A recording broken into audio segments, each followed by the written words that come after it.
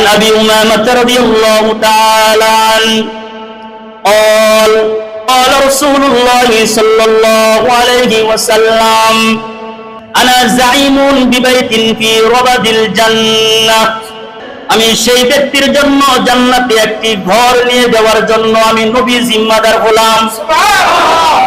নবীজি বললেন যে তোমাদেরকে ঘর দিব, আমি জামিনদার হইলাম। ওই মানুষগুলা কারা? নবীজি বলছেন মান তারাকাল মিরাআ ওয়া ইন কানা মুহিব্বান। আল্লাহু আকবার বলেন।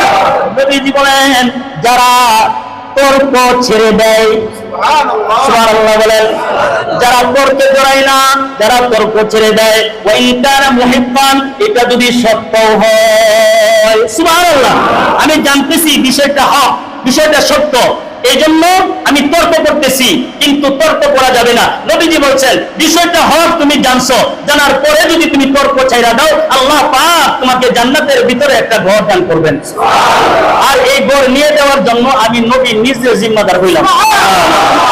তারপরে নবীজি আলাইহিস সালাতু ওয়াস সালাম বলেন ওবি বাইতিন ফি ওয়াসাতিল জান্নাহ। নবীজি আলাইহিস সালাতু ওয়াস সালাম বলেন আমি সেই ব্যক্তির জন্য জান্নাতের মাঝামাঝি একটা ঘর নিয়ে যাওয়ার জন্য জামিনদার হইলাম। বলেন নবীজি জান্নাতের মাঝামাঝি ঘর নিয়ে যাওয়ার জন্য আপনি জামিনদার, জিম্মাদার হইলেন, এই ঘরটা আপনি কাকে দান করবেন?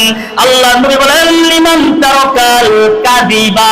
আল্লাহু আকবার বলেন, যে ব্যক্তি মিথ্যা ছেড়ে দেয়, আল্লাহ তাআলার কাছে আমি জিম্মাদার হইয়া ওই ব্যক্তিকে জান্নাতের মাঝামাঝি একটা ঘর আমি আল্লাহ তাআলার কাছ থেকে নিয়ে দিয়ে দিব।